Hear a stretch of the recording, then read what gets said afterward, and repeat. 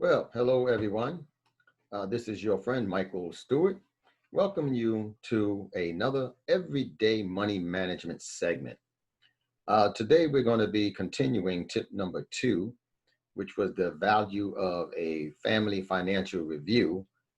This one is going to be part 2 to that. Now, in my last video titled The Value of a Family Financial Review, I introduced to you some key elements that I feel should be in your review of your own family finances. So let's pick up where I left off by speaking to some additional key elements that I feel you would want to include in your family financial review. So we want to start off with your home. If you are in fact a homeowner, or even if you're still paying a mortgage on your home towards ownership, you may even be renting your living space. Here are a few checklist items to consider in your family financial review. Number one, the current market value of your home. You want to consider that along with the principal balance that is owed on your mortgage. What this will do for you is it will give you a snapshot of how much equity you may have in your home that can actually be made available to you if you were to sell your home or if you decided to refinance your home. Second, you want to ask yourself, does my fire insurance reflect the current value of my home? Now, that's very important to know that. Third, it's not a bad idea to use life insurance to pay off your mortgage in the event of an untimely death. And I would say, I have found rather, that level term insurance, which is quite affordable, is a good route to go when you're talking about having enough coverage to pay off your mortgage at an affordable price. And then fourth, if you are in fact married or you do have a lifetime partner, it's also a good idea to own your home jointly if circumstances prove to be favorable for you. Now, I would add this special note. As a renter, you can calculate your annual rent to get a working number that would give you a snapshot of what your finances look like in the area of renting. What is it costing you per year to rent? Another area of observation for your financial family review would be any life insurance policies that you may already have. What you want to do is you want to first take a look at all of your assets and your resources in light of the revised contingency budget that I mentioned in the last video. This will help you to determine if you may need to increase or possibly decrease your present coverage. Now, consider this. It may or may not be wise for each spouse or each individual, if you're life partners, to own policies on the other's life. That may not necessarily be a wise strategy. When you're talking about, for instance, interspousal gifts and bequests, they are 100% tax deductible. Now, you might want to discuss this further with your estate planner or financial advisor to see which strategy would be better for your household.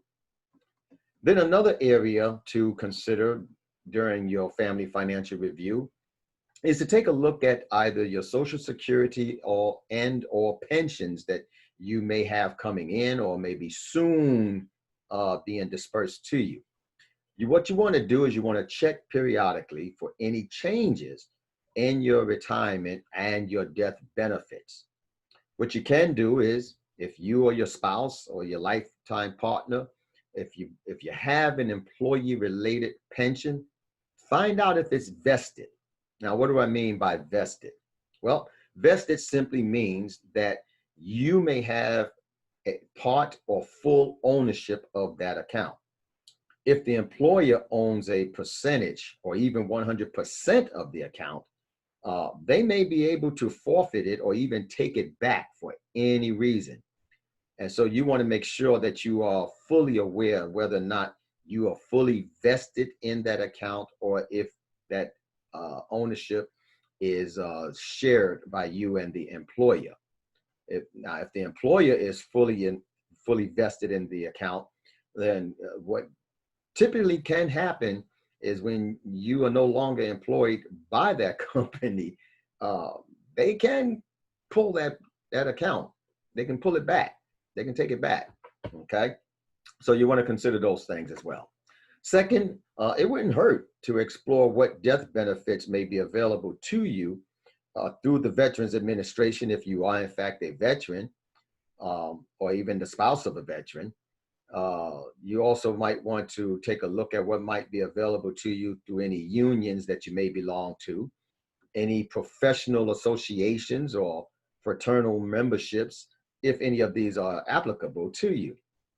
Third, each year, updated data, update your data on your individual retirement account if you have one. That's your IRA accounts. And if you are self-employed, if you have a Keogh pension plan, update the data.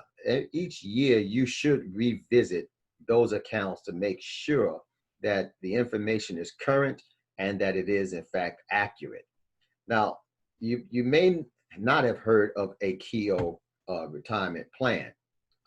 It's a pension plan. It's actually a tax-deferred pension plan that's available to those who are self-employed or to unincorporated businesses for retirement purposes. So they perform somewhat the same as an IRA. Then you want to look at the area of your health insurance. Now, there's a strong possibility that you may have inadequate coverage through your employment or otherwise. So you want to definitely take a very close look, excuse me, you want to take a very close look at your health insurance coverage. If this is the case for you, consider supplementing it with a major medical policy that will pay $1 million or more above other benefits that you may have. Now, you're probably going to have to do some searching before you find a good fit that's affordable to you, or at least start working towards that as a goal. Now, other insurance is something that you also want to take a look at.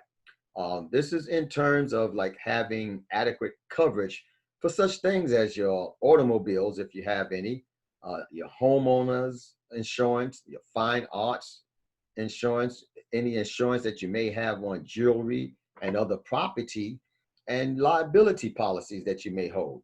You would want to keep up with inflation. So as inflation goes up, you want to revisit those policies to make sure that they are keeping in step with inflation. Now, according to the US Labor Department, the annual inflation rate for the United States is roughly right at 1% for the 12 months ended July 2020, as compared to 0.6% previously.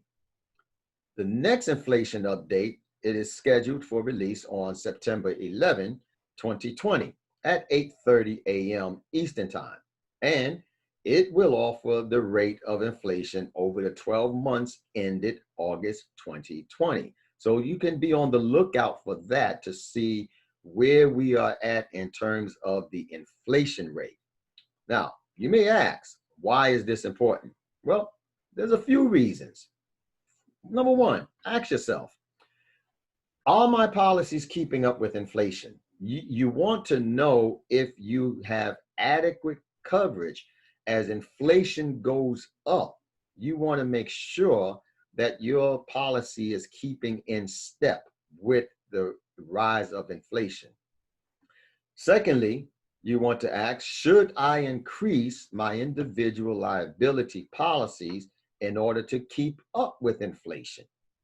So that's a question that you would ask yourself once you figure out, and I'm going to share with you how to calculate the annual inflation rate.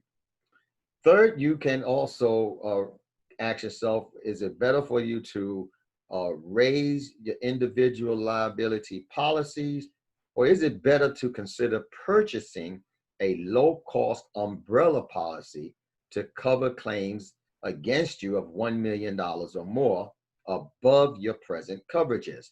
So there's no harm in looking into uh, using one of those as a strategy to keep in step with the inflation rate and to make sure that you have adequate coverage. Now, knowing the rate at which inflation occurs, that's useful information. You may not have considered that before, but it's useful to know. Here's an example of how you can calculate the annual inflation rate. So given this example, using the years 2017 and 2016. So let's say you wanted to calculate the inflation rate for January 2017. Here's what you do. You subtract the January 2016 Consumer Price Index. We call that CPI. So you will subtract that, which was 236.916. You subtract that number from the January 2017 CPI, which was 242.839. So when you subtract that number from the 2017 CPI, the result is 5.923. Again, you're taking the January 2016 Consumer Price Index, which was 236.916.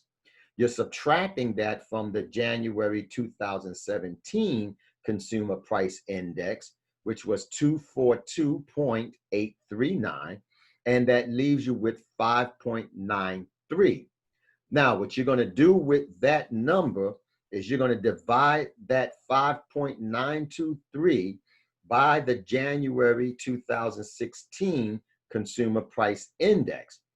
Once you've done that, then you're going to multiply that by 100 and then simply add a percent sign. And that's going to give you the inflation rate in this example for January 2017. And you'll find that that inflation rate for January 2017 was 2.5%. So wherever you do the calculations, wherever you are in the year as it relates to your family financial review, that is how you would find what the inflation rate was for that period. Now, here's a special note for you. The Consumer Price Index, which is also referred to as the CPI, is published monthly by the Labor Department's Bureau of Statistics. So that's information that is readily accessible to you. Now, friends, that's going to be all for now. I wanted to keep this brief. In my next video session, I'll finish up the Family Financial Review series by discussing the remaining review considerations. So we're going to take a look at banks that you may be conducting business with. We're going to look at any securities that you may be holding, any other investments that you may be invested in. We'll look at charitable contributions that you may be given throughout the year. We'll talk about family business if you are a family-run business. And then we're going to talk about wills. So I hope that you have found this information useful. If you did, don't forget to click the like button. If you're on my YouTube channel, don't forget to click the thumbs up button. And please do share this video with family and friends. You can follow me on my YouTube channel. That's Michael Stewart. Very easy to find. If you would, please go ahead and subscribe and click the bell so that you can get notified when I post new content. So I want to thank you for watching this segment of Everyday Money Management. Until next time, be safe, continue to practice social distancing, be blessed, and follow peace.